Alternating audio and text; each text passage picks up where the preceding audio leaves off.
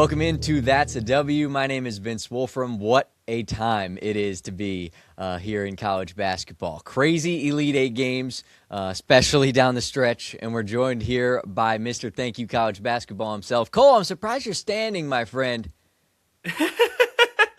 I'm sitting, don't worry. I'm sitting professionally, okay? I didn't want to stand for the interview. I thought about doing that as a bit. People are like, you should stand for, I'm like, I don't know. I feel like that wouldn't necessarily work. But, man, I had to sit down after the game we just watched. I mean, my goodness, man. We were talking about it before we started, and it's just, I mean, I've never really kind of been speechless like that one before. I think that might be like the greatest ending I've ever seen. Yeah, it was. I don't know if you agree with just that. Insanity. Yeah, I mean, I'm texting Cole before we jump on. We're like, what time do we want to shoot? And I said, when I come back to earth, because the ending that we saw between Duke and UConn in this East region, we knew the East region was going to be crazy, but I don't know that I knew exactly what crazy meant until the last 12 seconds of this Duke-UConn game. Duke leads by 19 points at one point in this game. And in the second half, UConn erases that lead. And in the final seconds, it's Braylon Mullins that becomes the March hero that etches UConn into March lore. Walk me through where your mind went in these last couple of plays. And on that last one, when Braylon Mullins gets this ball around the E in madness and knocks down a 40-footer. No kidding. Well, I'll tell you, like, I just was not expecting that to happen. I mean, Duke has had these problems in the past where they lose. Their losses are always games they blow. I mean, it happened against Texas Tech earlier this year. It happened against North Carolina. It's happened. Like, that's been the thing. It happened last year against Houston. So, that's been like the one thing. But I just felt like, a 19-point lead in a situation like this, there's just no way. And it honestly even felt like some of the runs that UConn was having, where you get the momentum back. Like, I don't know, Duke kind of did respond some of these times, but then, all it takes is that final minute, and it's just a turnover here, and, you just get a perfect pass from Alex Caravan to Braylon Mullins, and, it just ends. And that's literally what happened. They literally took that lead with 0.3 seconds left, and they stole the game. So it's just, that's all it takes. And I mean, honestly, truly, I was speechless. I try to like record my reaction just for the memories, and I post it online. But I like to record it just because one day I'll want to listen back to just kind of what was going through my head. But I didn't even press record because I thought they were going to foul Caden. So I'm just like, I'll just pause the record, and then he threw it, and it's just like flashbacks to the Virginia Furman game, with Kia Clark. I mean, it's just, and then they just get the perfect turnover, man. It's just completely speechless. I mean, like, I had to come back down to earth, like you said. I'm still honestly not even fully aware of what's kind of happening, and it's been like 2 hours. So. Yeah, no, literally. Yeah, we're recording this on Sunday night, and I'm still buzzing off that shot from Mullins. And to your point, I think this was overall just a great basketball game of two teams that have championship DNA. These programs are built upon championships. They're built upon winning, and I thought that was on full display. It was just a tale of two halves. Duke in the first half, just dominant, 44-29 lead at halftime.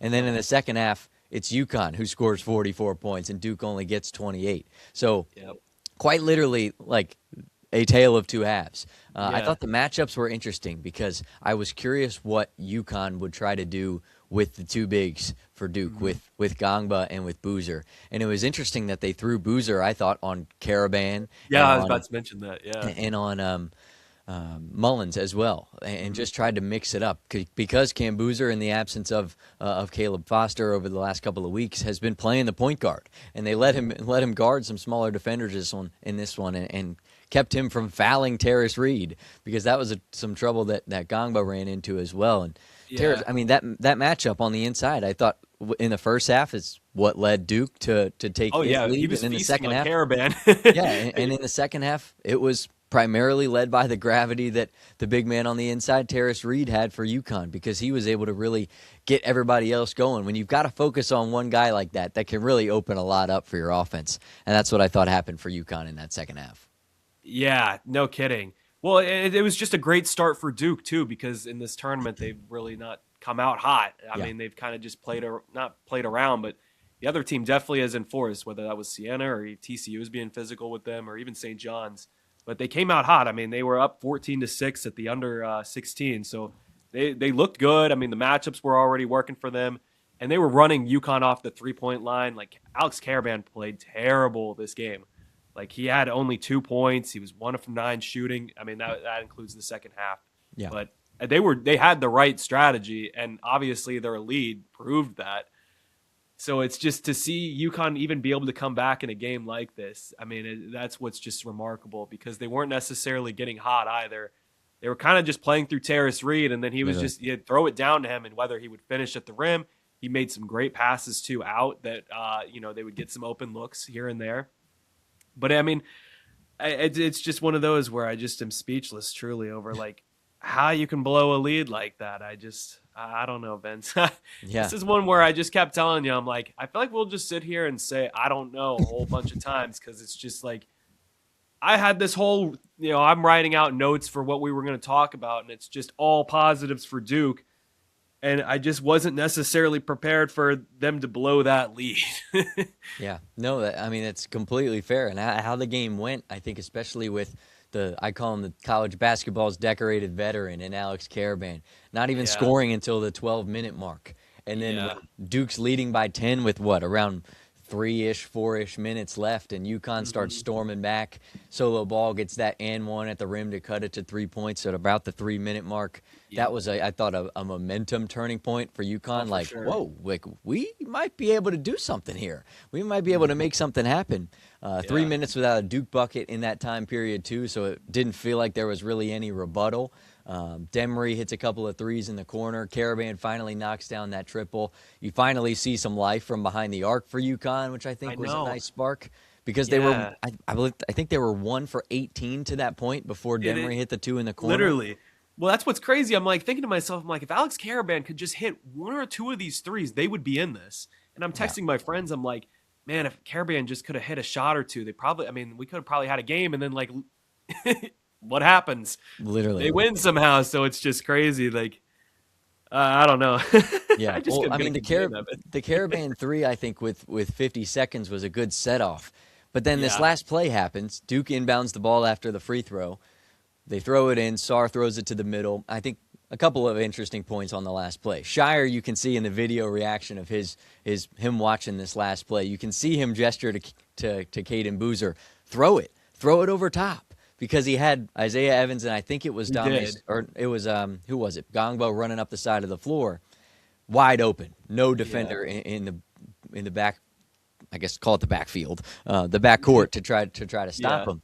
So he was following the coach's orders. So this one I'm never going to put on a kid like Caden Boozer, who I thought was really, really great in this game. He was, and he's played so great this tournament, too. That's where it's like he really stepped up, especially like the Siena game. And I that's where my heart just breaks for him in a way, because it's like he played so well and just have it remembered for this. I mean, that's just not – it's unfair, honestly. Yeah. And I think the biggest play for UConn, we talk about Karaban not making shots all game, but the ball comes to Mullins with, 5 or 6 seconds left, and his gut instinct is, give it to Karaban. Give it to the captain.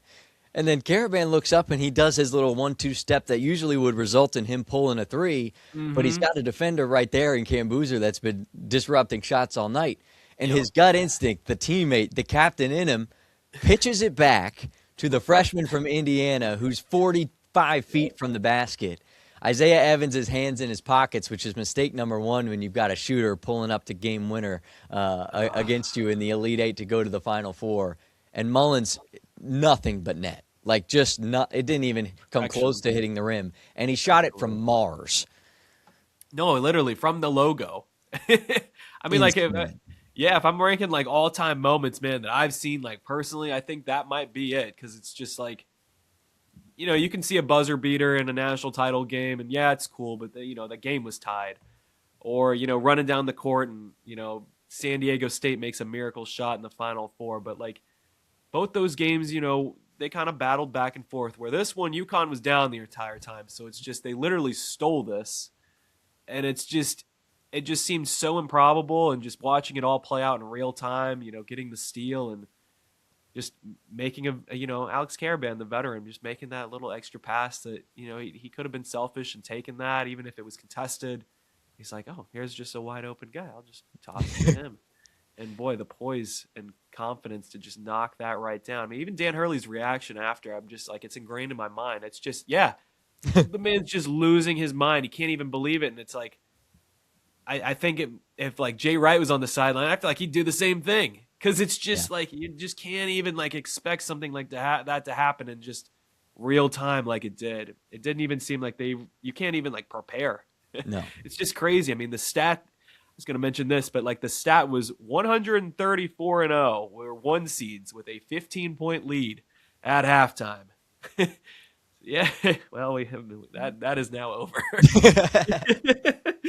Yeah, it was just that kind of game. Like down the stretch, you could sense the tide sort of starting to turn. But what had Duke done? Like Duke had been that winning team all year. You rely on Cam Boozer. He's arguably one of the winningest players that's ever walked into the Duke program. 4 championships in high school. Coming into college, you think, okay, well, yeah, this guy's got a pretty good shot. He's a winner. And then down the stretch, it's like, oh my gosh, UConn. They're starting to storm back. And I think a lot of it is coaching. Because when you're down 19, there has to be a distinct message to your team to help turn the tide. And I don't think it's a bad coaching job by Shire, because I think that's just how March Madness plays. And I feel for him, because that's going to be the narrative for the next 6 months until we tip the season off next November. Is with last year's Final Four, having Cooper Flagg and Con Knipple, and now this team with the Boozers and Isaiah Evans and those sorts of narratives. That's going to fly around. I still think he's a great coach. He's still a new coach. That's what people need to realize, is he's still green, as not green as we want to make him, as experienced as we would love for him to be. He's coached for, what is this, his 4th year now? 3rd or 4th year? His first season was the 22-3 season. So so he's on season 4. Yeah, What he's done to this point is really impressive. Yeah, especially as just a head coach in general, because a lot of these guys do come up from the ranks and start somewhere else. But I think he's done a fantastic job, and they were a great defensive team all year. They were the best defensive team. I thought this team even achieved a little bit, especially getting like the number 1 overall seed. It's just UConn just took it from them. I mean, there's really no other way to. And dude, Cam Boozer played great. Yeah, like he had a great game, and he even had like, I don't remember if it was an and one that like I'm like, all right, yeah, he's had his moment right there. Yeah. Right towards the end of the game, before like obviously all the chaos went down. So I'm like, there's another freshman that's just stepping up, and then it's just you can't even like prepare for an ending like that. You truly can't. And I even remember, too, I was talking to you and Carter about this Duke team earlier in the year, and I said, the games that Isaiah Evans plays great, we don't talk about Duke because they're winning. And in the games where he doesn't, that's the games where we talk about Duke. And that's, I think, the box score jump out at me for Duke is that Isaiah Evans only took 6 shots. He only made 2 of them. He had 7 points, hit a couple of free throws. But outside of that, what do you have? 2 fouls, 2 blocks. Didn't have a rebound, didn't have an assist. It felt like his impact on the game was very limited. I'm going to credit UConn's defense for that, too, because coming off the game that he just had in the round prior against St. John's, it felt like every other basket came from Isaiah Evans for Duke.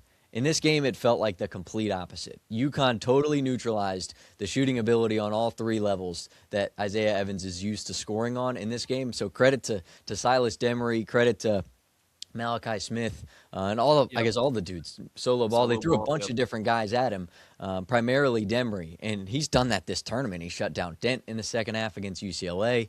Now he's shutting down. He shut down Jeremy Fears against Michigan State, and then now he's shutting down Isaiah Evans, who has been one of the most dynamite 3-level scorers that college basketball has had this season. Yeah, I think UConn's defense absolutely. I mean, it stole them the game, obviously, because they were able to pace it pretty well. I mean, you have to like pace a comeback like that. And even a couple of times, like they were, they got on like a 9 run, and then it's just, Duke would respond. So then it's like, I don't know if they can do it. And then it's just, it happened again. And then it's like, well, here we are. It is crazy though, because like the Boozers, I was going to mention this earlier, but we kind of got a little past it. It's just the Boozers at halftime, they both had combined 27 points, and then UConn had 29 points. Yeah. So it's just crazy that they had such a great game, both of them. So it's just unfortunate that that's how this will be remembered. For the blunder that happened, and it's just all she wrote. It's all she wrote. You're not kidding. And I think another stat, too, just one more that jumped off the box score and felt like down the stretch is kind of what turned the tide, is that Duke did turn the ball over an awful lot. 13 turnovers, that's a good number for them. UConn just turned the ball over 5 times. But the difference being that UConn scored off of those Duke turnovers. 20 points off of turnovers to Duke, 7 points off the 5 UConn turnovers. So I thought that was a big stat, and obviously the turnover at the end being the biggest 3 of those 20 points. But, man, just what a game. Dan Hurley regains his spot in the Final Four. It seems to be something that we are saying on an annual basis now, but gets out of, by far, I think the hardest region I've ever seen constructed with the amount of legendary coaches and programs and teams, and UConn is the team that makes it out. Yeah, hats off to Dan Hurley, because like coming into this tournament, I was very, very concerned about them because they were losing to a lot of like bad Big East teams towards the end of the season. They were not playing well. They got just waxed by St. John's in the Big East tournament.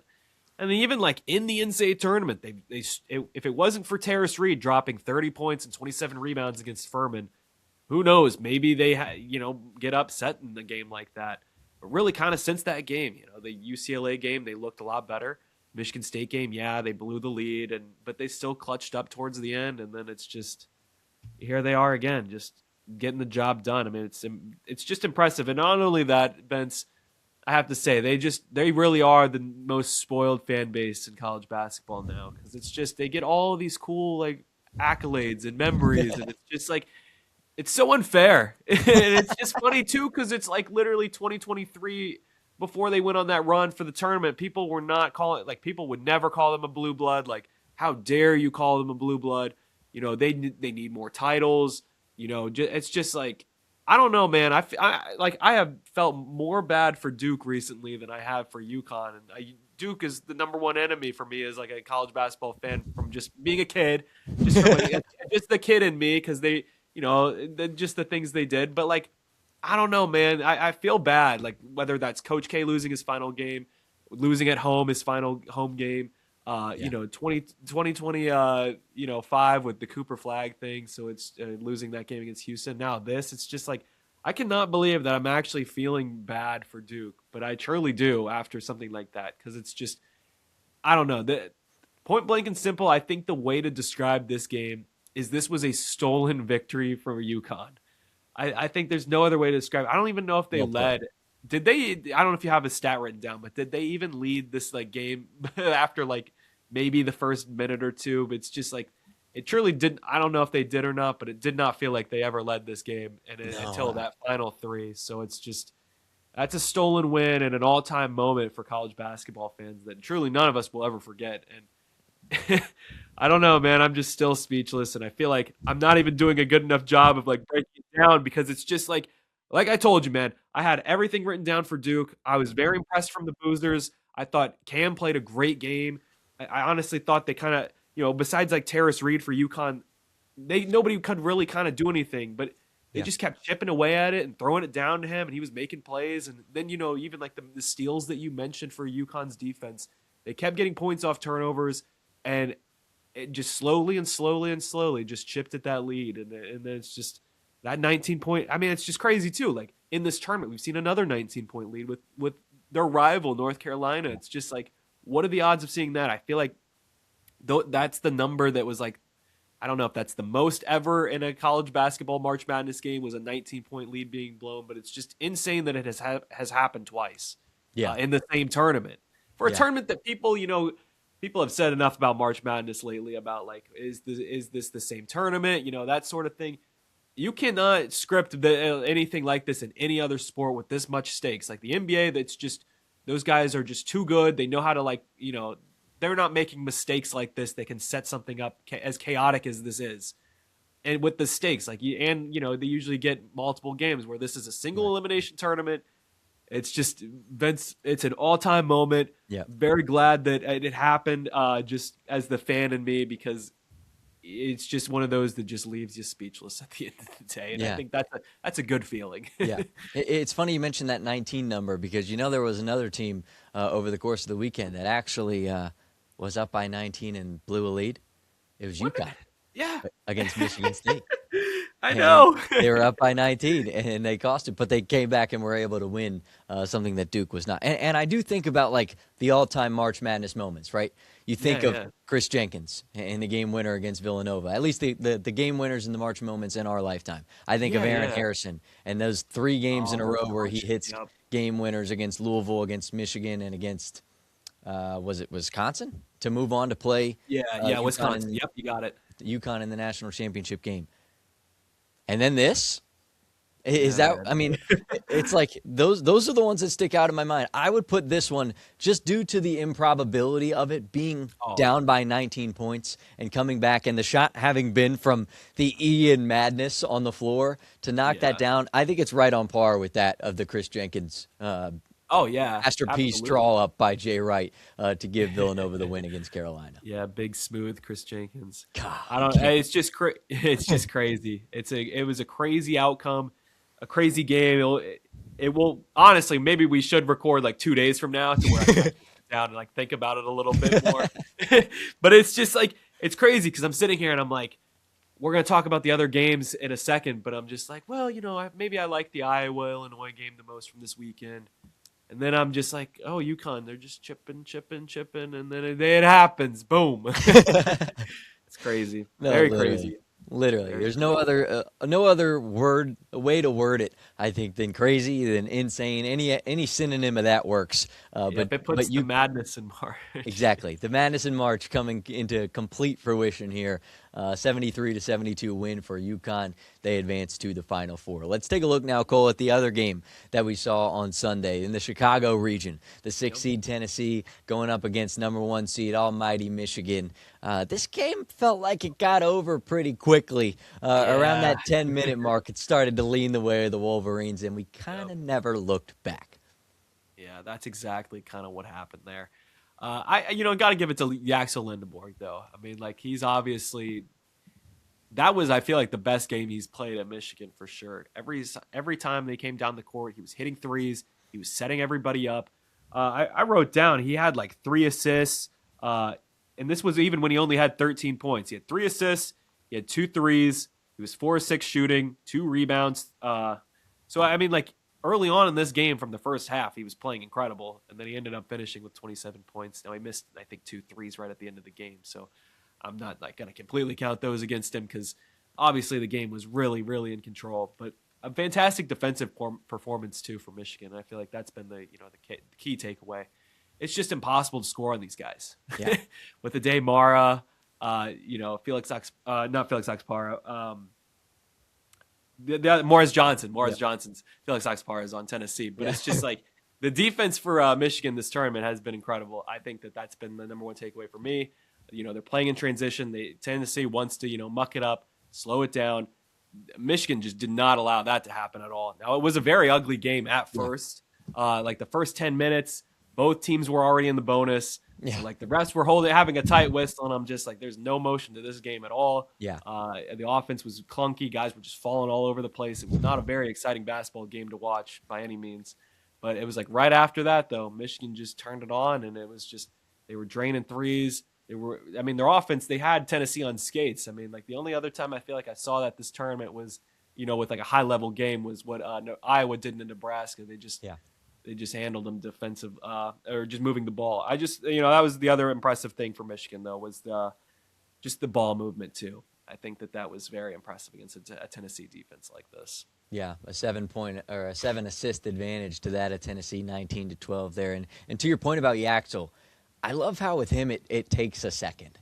Some guys, they just throw themselves right into the game, and I think for the first, call it 5 to 7 minutes of this game, you could tell Yaxel was kind of just patrolling, okay, how is this defense trying to play me? What's the game plan? What are they trying to do? And then when Carey got a couple of fouls, Okpara got a couple of fouls, and those guys hit the bench, it was like the eyes on Yaxel went whoop, and he said, okay, I'm just going to score, and that's just what I'm going to do. He had 15 points, and then Michigan goes on that 21-0 run, and that's, I thought, when the game was over, and then it only got worse from there. What was it, a 32-10 run going into the half, and Michigan Michigan went into halftime up by 22 points. So Yaxel was obviously the engine that made the Michigan Wolverine car go vroom in the first half, and then that only looked to continue in the second half, having, five or six guys in double figures.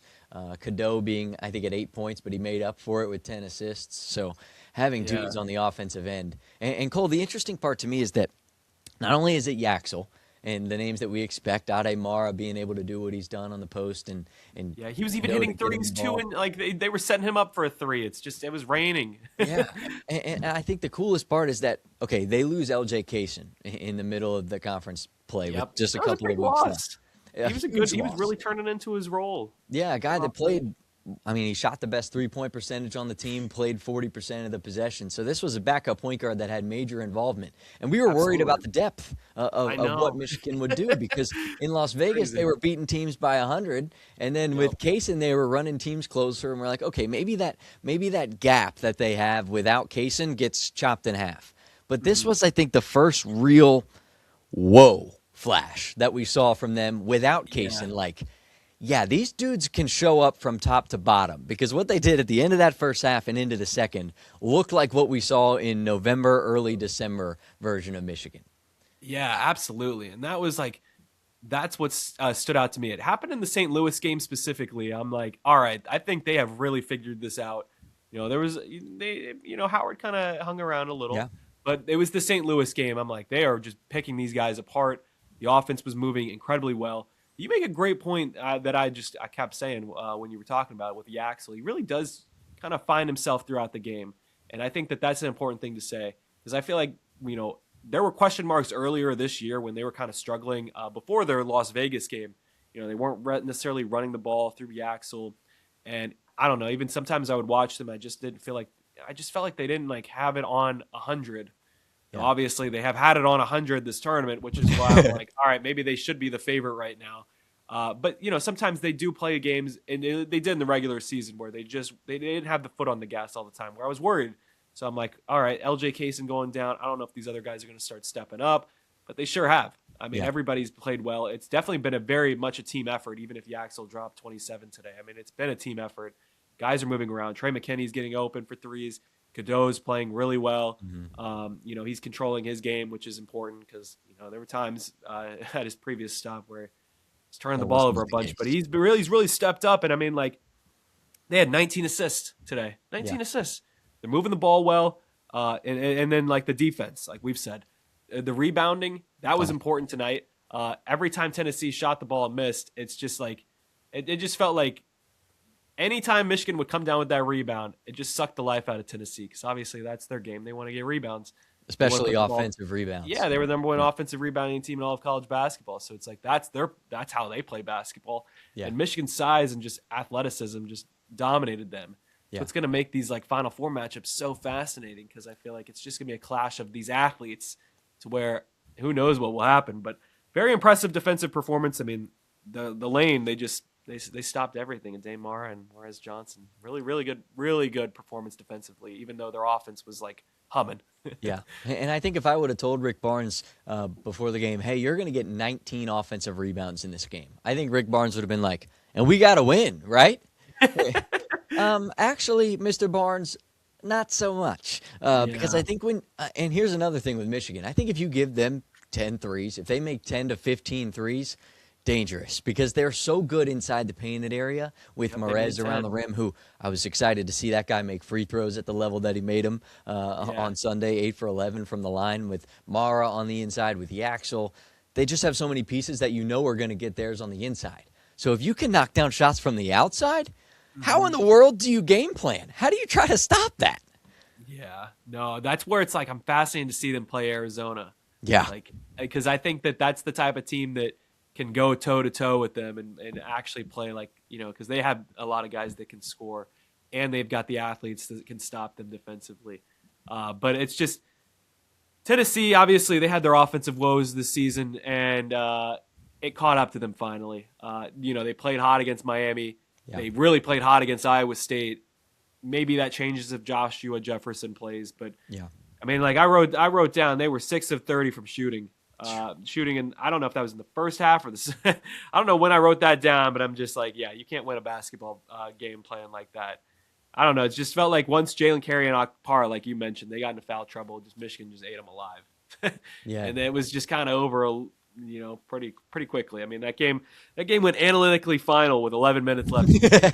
Just like, I mean, what more? I mean, like you can't really do anything if you're Tennessee there. You just kind of. And I feel bad for Rick Barnes. Obviously, Same. Falling short again in the Elite Eight.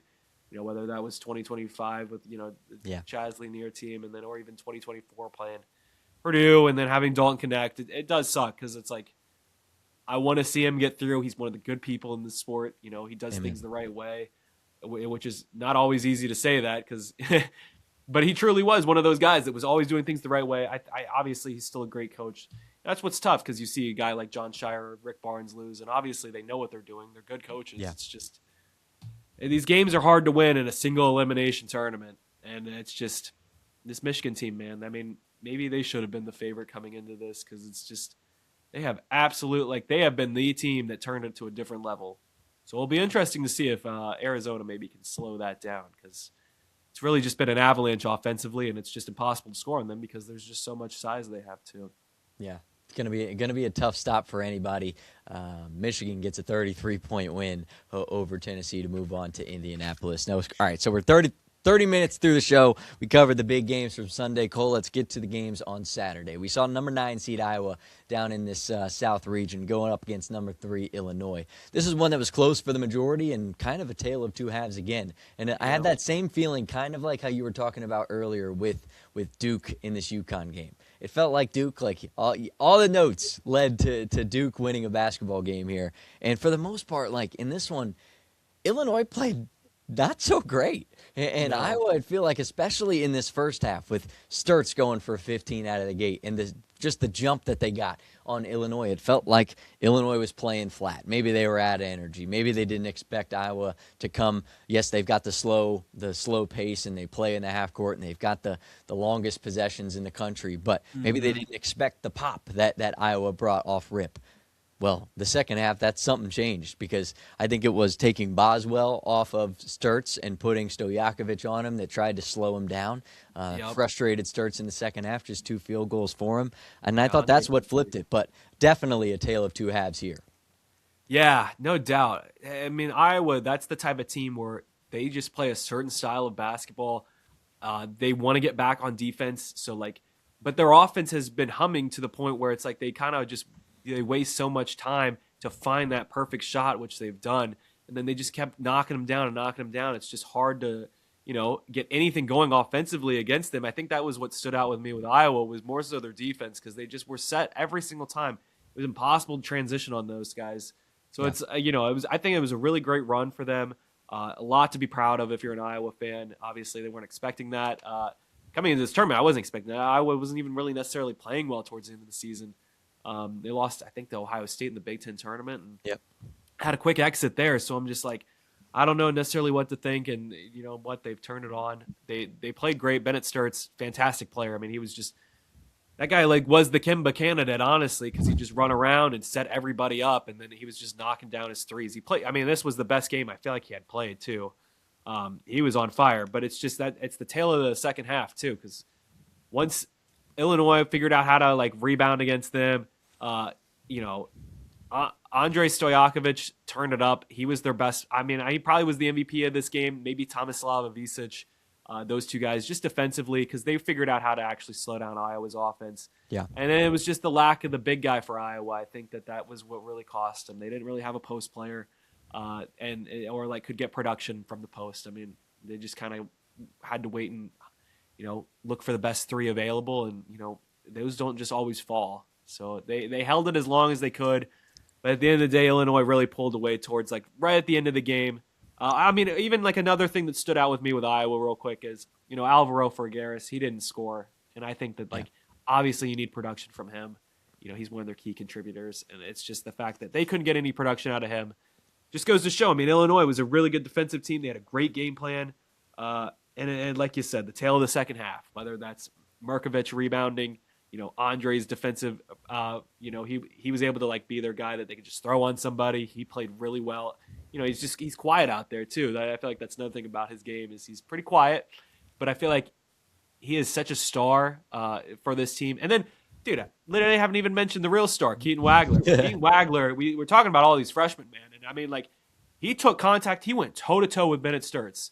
Every time Keaton Wagler had the ball in his hands, he was making contact. He was driving. He was being physical, even though he's a smaller guy. He's not grown into his body at all. Yeah. So it's just, I think that's what so impressed me about him was that every time they needed a big bucket from him, whether it was driving, I mean, he got the and one. I felt like that was like his, I felt like that was the real highlight reel. Obviously, he had that like pullback where he got, I don't know who he got on their feet, but it was like, got. Yeah, Issa Howard. That's who it was. Yeah, he got, and I'm just like, that wasn't really the impressive play to me. It was a great play, but the impressive play was being able to drive and be physical and just take it to the rim and off balance, throwing it up there and getting it in the and one. So that was what was impressive for me with Keaton Wagler. Yeah. Everything's really come together for this group for Illinois. Obviously, they've been knocking on the door for a little bit, but I think that this was like kind of the perfect team where they've got a little bit, everybody's got their role. They all play it pretty well. Everybody kind of knows what to do, whether that's even Andre coming off the bench, which he's fine with that. I just feel like it's really all come together for them. Yeah, and I think with Illinois and Houston, I thought it was the cool mix of experienced older guys that know how to play, but also young dudes who know how to ball, and a well-constructed roster. Yep. And Illinois absolutely has that. But all of the guys are from Eastern Europe. So they pulled all these dudes over, and they've got them all playing on one roster. The height for this team, they are the tallest team in college basketball. Like you mentioned, Stojakovic coming off the bench. He's every bit of 6'6", 6'7" at the two-guard position. Wagler, 6'6". I thought Wagler was the comfort piece. Whenever he was able to, whenever they needed him to, he was able to score and get a bucket at the rim. His pace, it's like, and he's a freshman. He doesn't play like it at all. I thought the amount of guys that stepped up towards the end, even Wagler's passing at the end with the lobs at the rim, the finishes, the dump offs that got him easy buckets at the cup was really important. And I thought him scoring in the first half kept them afloat, and him scoring in the second half pulled them ashore. Is kind of how it felt. And Stojakovic, big bucket and one late that I felt was kind of the momentum kill for Iowa. And like you mentioned, for Iowa, I think the last break in their back was Voulgaris not having his best game. He's the dude who against Florida was a huge piece and why they were able to out-rebound the Gators, who had been calling one of the best front courts in hoops all year long. And now they're going against Illinois, and you think that David can strike Goliath again, but that ended up just not being the case. He didn't have a great day. I don't know that many of the Iowa bigs did. Manuel. Yes, I listened to that, and I've got my buddies in my ears yelling different names, and now they're all just like woven into one name that's just not correct. But he had what I thought he needed to have a big game, and he played 26 minutes and gave it his all, but just wasn't enough to stop the inside for Illinois. I think it was just too tall and too much to handle for Iowa. But respect to Sturtz and to Wagler for going head-to-head like they did. What a fun guard matchup that was. The NBA is going to be in for two good dudes incoming to their league. Yeah, no kidding. Both those guys are going to be great draft picks. But, yeah, like Wagler, I mean, it really, really impressed me. He led Illinois with scoring, 23 points. We talk about the freshman like I mentioned, but he wasn't the projected freshman that was everybody knew about. So that's what's impressed me is even in these moments where, you usually see guys kind of shelter a little bit just because, obviously he wasn't the highly touted player. But he's really just come into his own and he delivered in the most, the spot that you need somebody like that the most. And I think that's what stuck out to me. And then not just that though. I mean, Illinois' defense, that they clutched up. Nebraska could not figure out how to stop any of those guys from, getting open threes, moving the ball. Illinois, they were able to control the lanes. They played a great defensive game. Markovic was great. Both the rotating the Avicic twins or brothers, it's just hard. Like you take one out. I mean, Tomislav had a great game. I think he was a better one, but he just throws Zonomir in there, and it's just like, oh my God, they just keep throwing these dudes in there. Where do these 7-footers come from? Where have you been hiding them? Yeah, I thought they did a great job with like figuring out their rotations, and it just felt like, I mean, we'll talk about the Arizona game in Purdue, but they just had the bigger athletes at the end of the day, and they were just able to, I just felt like Iowa just ran out of gas. They just ran out of gas. Yeah. They had a great game plan. I mean, Yeah. there's no doubting that. They played it very well at the beginning, but Illinois, their defense has stepped up. I mean, that's what you need from all these teams. I mean, I've said it for 2 games here. The defense is what sticks out with like Michigan and obviously with UConn. They were able to get steals and stuff like that. But Illinois' defense, man, they won them this game. And I hats off to Brad Underwood getting to his first Final Four in his career. What a great story. We were going to get a great story no matter who won this game. Yeah, no, either way, it was going to be a good one. Iowa ends up losing by double digits. Illinois advances to the Final Four. What a great game it was. And let's go to the nightcap from Saturday night. That Arizona-Purdue game, number 1 versus number 2 in that region, that top right region, as I've been calling it. Purdue controls the first half. Amidst Trakoff and Wren foul trouble, it was rebounds from Oscar Clough, 3 big threes from Braden Smith. Felt like it pushed Purdue to this. I think it was a 7-point lead at halftime or 6-point lead at halftime, and then Arizona says, "Hey, open the floodgates. It's the second half. We're second half Arizona, and this is how we're going to do it." They start with I believe it was a 16-5 run to start the second half. They come out of the gates smoking hot. This was a Koa Pete classic. Just showed, flexed every bit of the Koa Pete muscle, scoring in basically 3 different ways, whether he was catching in the middle of the paint and just going at whatever Purdue defender was going to try to stop him in the middle with full athleticism and outdoing that of the Purdue defense, getting to that fadeaway in the middle of the paint, right below that free throw line and knocking it down, or on a fast break, getting it, swooping it through, ripping it, just a couple of dribbles and getting to the basket. Felt like he was just the game plan was simple in the second half. Where's Koa Pete? And whenever you can find him, get him that big orange thing that bounces when you push it, and let him just find his way to put that in that big red circle. He put the exclamation point on what was a great win for Arizona. And I thought once it got to like 68-55-ish with about 6 minutes remaining, it was wraps. Arizona was going to the Final Four. Yeah, I mean, like Purdue had a great start. They played very well. I mean, obviously TKR did not play well because he got in foul trouble and they had to like take him out of the game. But Oscar Clough, he was really delivering. I thought he was winning the matchup against Kochinkov, and I'm like, all right, Clough's playing well, but it was more so Braden Smith. I mean, Braden Smith was flying everywhere. The dude was everywhere. I mean, like he had his best game. I don't know if when he tweaked his ankle, I don't know if that like kind of slowed him down. I don't think it really did, but like, that was kind of like maybe a little. Yeah, I mean, obviously, like the second half though for Arizona was what blew me away because it's like, yeah, they tested themselves so much in this season. I mean, going on the road and beating UConn, beating Florida in their opener, playing the Big 12 schedule that they played, going through some of those teams, like playing at Kansas, playing at like BYU, playing at Houston, playing at all those schools. You would think that they would finally be tested. We've seen this before with Arizona, whether I was playing in the Pac-12, when they need to get like physical, can they? I mean, obviously this is a different team and a different type of roster. However, this team got punched and they punched back, and they punched back really hard in that second half. Koa Pete was definitely the MVP of this game. Koa Pete had his best performance. Braden Burries, he really struggled in the first half. He got it going. Jaden Bradley led the way. They needed his leadership. He was really good for them.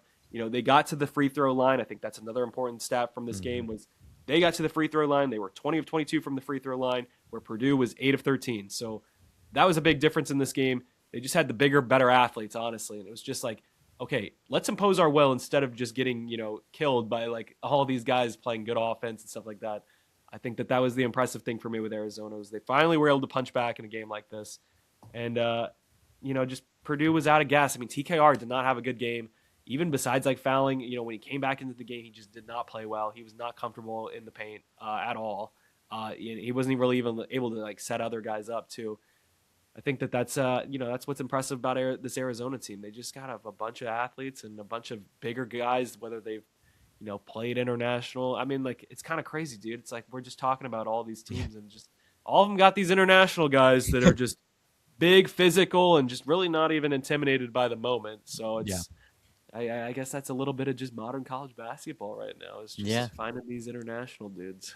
Game's changing, I suppose. And to your point on TKR, 5 of 14, obviously frustrated, struggling with the physicality that Arizona brings with Awako, with Krivas, and with obviously the freshman star Koa Pete. Was a huge piece in this game. And I thought making threes in the second half was a big thing. And UConn did a good job in debunking the Arizona theory, I think, tonight. You don't got to make threes to win a basketball game, right? Because while they did win the game on an absolute nuke of a three, they shot terrible, and they still won. And Arizona doesn't take a lot, but when they make them, it adds an element to what this Arizona group is able to do. Braden Burry's, like you mentioned, he's usually the best shooter. He didn't even have his best day from three, but still shot 4 of 7, and they saw other guys put it in as well. DeLorso can really shoot it.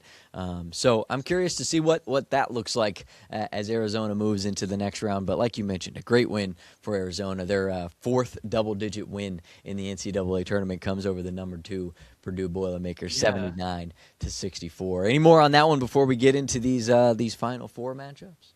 I'm just impressed. Like at the end of the day, they stepped up in that second half. Heck, even seeing like John Shire kind of struggle. Tommy Lloyd struggled with these games too, but he comes up and obviously whatever he said at halftime worked. I mean, I saw him talking to Koa Pete at the end of the first half, and then Koa Pete came out in that second half and was just a monster.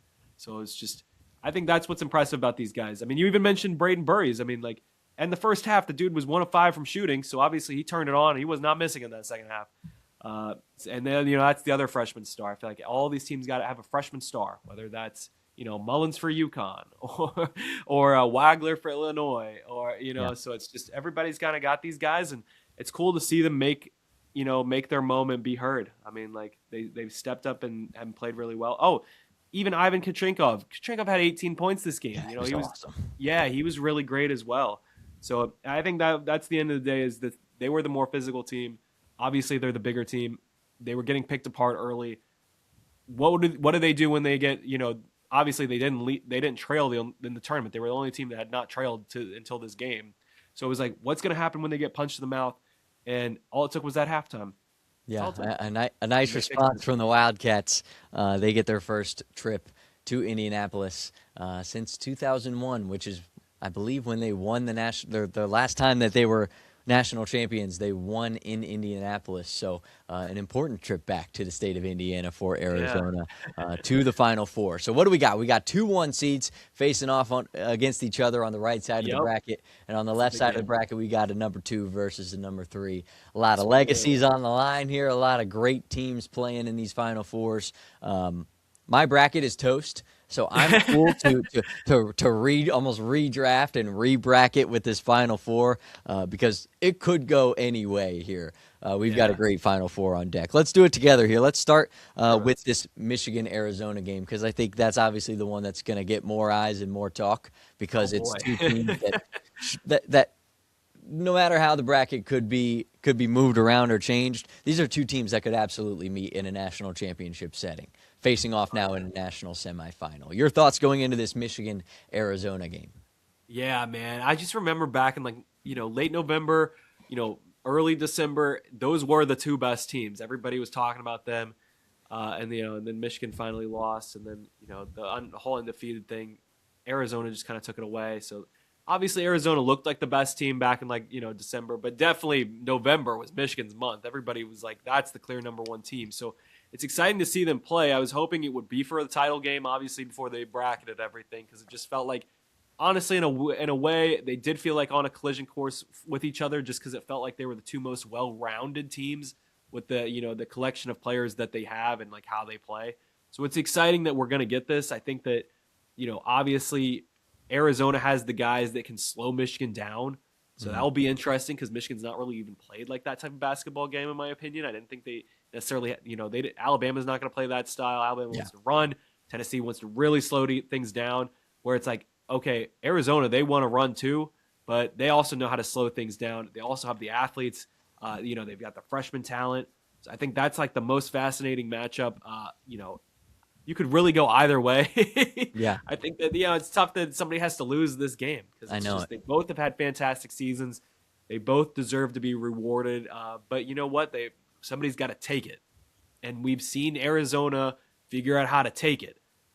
So it's going to be a big test, very big test. It'll be interesting. Like, I'm interested to see, the bigs go at each other too.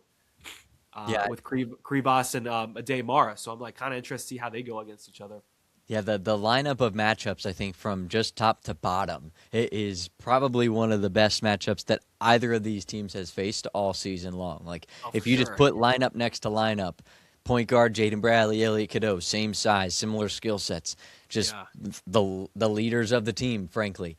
The two guards, you look at Burries versus Nimari Burnett, Yaxel Lindeborg versus Ivan Kurchenkov or Anthony Delorso, and then the bigs with Tobe Awaka, with Mo Krivas going up against Morez and against Ademar. Like, give me that now. Like, I don't want to Yeah. have to wait for that one. Because I that think one's it's going to the be second game. a really good game. I honestly think the winner of that game is probably going to move on to win the entire thing, just because I do think these are the two best teams remaining. So it does make me a little sick inside that they do have to play in the Final Four and not the national I championship know. game. But at the same time, we're going to get madness however the basketball gods decide to serve it up to us. True. We just have to take the plate and eat dinner. So I'm down for however this goes, but I think the winner of that game wins this whole thing. Yeah, I would agree, and I think it's going to come down right to the end. So I don't know if we're wanting to do predictions. Are we wanting to do predictions? Why not? Okay, so I think it'll come down to the end, and I just feel like Arizona's got guys with unknown potential, and I think that that's what's going to take them over the line here. I think that obviously this Michigan team is kind of built on a lot of transfers, a lot of guys that have played college basketball, where it's like Arizona, they have this unknown potential to them where they might have like generational players here. So if Burries maybe hits a shot at the end of the game or something like that, or Jaden Bradley, obviously, I don't know. I just feel like they got that test that they desperately had needed. And I think that, I think they can be the team that can finally slow Michigan down. And it sucks, too, because it's like, dude, I don't think Michigan's season should end at the semifinal. I think this should be the matchup for the title game. Yeah. It just feels wrong that there will be another game played after this. Yeah. Right. But you never know, though, man. But I do like Arizona here. And I had them winning the national championship. Maybe I'm biased to my bracket, but at the end of the day, I thought they were the best team I saw all year, and I think they've been the most impressive. Whether that's like I've mentioned already, they beat Florida in the first game of the season. They went on the road and beat UConn. I think Terrace Reed didn't play that game, but they still did it. Right. And then like obviously going through the gauntlet they did in the Big 12, their only losses were back to back. I think that they have the better athletes. They can be physical. Hopefully the refs don't interfere. Let them be physical a little bit. Let them play with each other. We don't need to see, both teams in the bonus under the first 10. Yeah. Like we did with the Tennessee game. But I like Arizona. What about you, Vince? I like it too, and I think Arizona's just been that tough. They've been that team all year. Michigan has had a couple of games where they falter. Sure. I just think like I know my bracket got put in the recycling bin after the Duke loss, but I had Arizona playing for the national championship game, and I can see a world where they get that rematch with UConn in the national title game, but this time with Terrace Reed and with Braylon Mullins in the lineup. That those two guys weren't there the first time, and it was a great game in Stores. So I'm very excited to hopefully, potentially, maybe, possibly see that matchup in the national title game. But I just think matchup to matchup, like I like toughness, I like rebounding, and I like the speed and the half-court ability that Arizona has. I think there's times where Michigan's been inconsistent in terms of Cadeau not having a good day. I think guys just have to really step up. Like, you have to see the Michigan that you saw against Tennessee for Michigan to beat a team like Arizona, meaning that you have to get 12 from Trey McKinney. You have to get Roddy Gale buckets. You have to get 12 or 15 from Morris Johnson and Ade Mara to stay out of foul trouble, which is going to be tough against the physicality that Arizona brings with Pete, with Krivas, and with Awaka. They just have so many houses on the inside that you have to make sure don't go off and don't dominate you physically. So I would lean Arizona, but like you mentioned, could this game go either way? It absolutely could, and I would be totally okay if it did, because I think both these teams have had national championship level seasons, so reward them with a trip there. Either way, I'm totally cool. We're going to get good basketball. I just want to see this game happen for 40 minutes on a basketball floor. That's what I'm excited about. Same here, man. I'm excited. Koa Pete. Koa Pete's the guy that can go up against Yaxel. That's the matchup I want to see. I want to see those two kind of get physical with each other.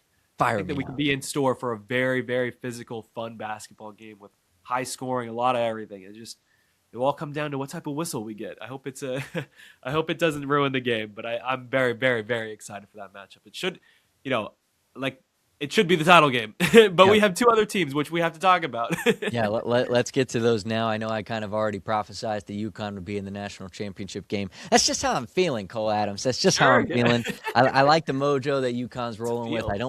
I really do think it's just so difficult to pick against the mastermind that is Dan Hurley. And the group that he has, the pieces, I think you give him now another week of some rest, get Silas Demery closer to that 90 to 100% mark. I know he has played great defensively, but he's not 100%. So having those guys back, allowing them to kind of come back from cloud nine down to earth a little bit in Indianapolis, I think you're going to get big games from Terrace Reed and from Braylon Mullins in a rematch with Arizona that, you didn't see in the first time. But those two dudes are going to have to really compete, I think, against Illinois in the front. The matchup, similar to how it was with Duke, I think, on the inside. How is UConn going to deal with the two big system for Duke? I have the same question. How in the world are they going to deal with the trees on the inside for Illinois? So many 7-footers, so many big dogs.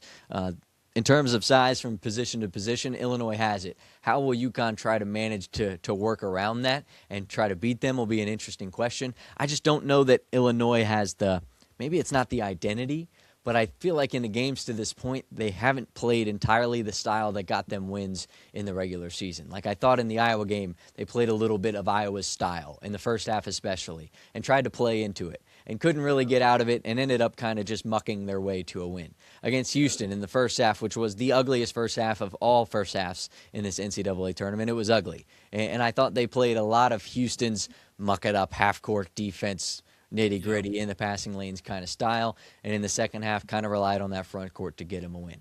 I don't know that they'll find that against UConn. I think they're just too tough, too dynamic, and will game plan too well for that to happen. So I think the road ends there for Brad Underwood and company, and Dan Hurley advances to the national title. Okay, love it. I love it. I love the confidence. I mean, obviously UConn, they were supposed to be a title favorite this year. They also are the higher seed still. Even though they lucked their way into getting here with the miracle that it took, they still are the higher seed. They still are projected to be the better team. They probably are favored once those lines end up coming out. But it's I don't know. I feel like this Illinois team, they do impress me with Wagler. Obviously, I'll be interested to see kind of how he does with maybe solo ball on him or whoever they throw on him. But I'm Demery, just Demery, exactly. So it's I don't know how they'll slow down Terrace Reed though, because I don't necessarily think they've really they haven't faced a big like him. Obviously, Superman. Yeah, exactly. I mean, they call him the Bear for a reason. The dude's just a monster. He does everything. So it's I don't know how they'll be able to slow him down. Obviously, because they were able to play so well, against some of the teams that didn't really have bigs that they could throw it down to and just kind of sets everybody else up. So I feel like they'll struggle with obviously defending somebody like that.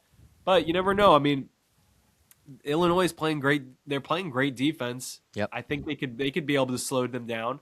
Obviously, they're going to try to run them off the 3-point line. I feel like they did a good job, defending Iowa. So I'm maybe they can hang around in this type of basketball game. It'll be just interesting. If Terrace Reed doesn't get in foul trouble, I definitely like UConn though. Dan Hurley, obviously he knows how to make adjustments in these type of games. There's a reason they're here, obviously. Yep.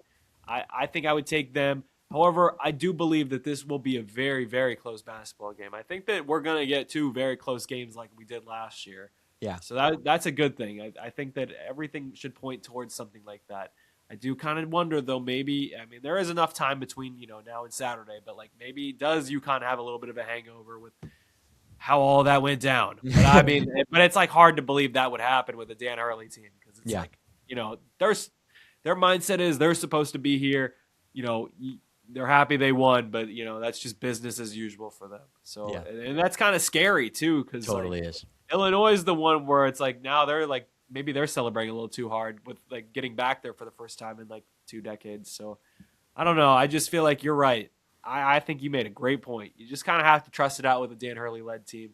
And they've also got Magic on their side, which you can't defend that. They've got the voodoo Magic with just all the stuff that It just, I don't know, man. UConn is a very spoiled fan base. They get all these cool moments. It's like, how about you share the wealth? Why do they get all the cool stuff? Hey, I'm over here. I ain't got nothing. Yeah, you need to share the wealth a little bit. Yeah, exactly. Especially well, as like Cole, a Dayton fan or a Wright State fan. It's like, I want to see a buzzer beater or something like that. Yeah, where's mine? Come on. Yeah. Well, there is our Final Fours. Those games are going to happen next Saturday. It's going to be awesome. A great night of hoops in Indianapolis. It's going to be a lot of fun, and I can't thank my friend here, Cole Adams, for joining us on this wild, almost instant reaction breakdown of the Elite Eight games that are now led to the Final Four. Cole, shout out where people can find you if they haven't followed you already, which I'm sure they have because you got the college basketball universe by the horns, my friend. Shout them out. Thank you, Vince. Thank you. Yeah, you can find me on YouTube at my name, Cole Adams. I release like a yearly bracket video breakdown of every team. Did super well this year. Very thankful for that. Thank you if you watch that, if you're watching this. Also, you can find me on Twitter at Cole Adams, but I have an extra S at the end because the actual Cole Adams account, somebody took that and then isn't even using the account. So, I have to add an extra S. But that's okay. We live with what we make work with what we got. That's how you live life, right? Exactly. Well, Cole, we appreciate you jumping on and breaking down these Elite Eights and Final Fours. And college basketball fans, make sure to check this guy out. He's got the pulse of all things happening in hoops, and we can't wait for the Final Four to tip off in Indianapolis. We can't thank you enough for joining us here on That's a W. My name is Vince Wolfram, and as always, appreciate the game, celebrate its players, make somebody new smile today. Winning is a lot of this or that, but this is a win, and that is a W. We will talk again on Thursday. Have a great one.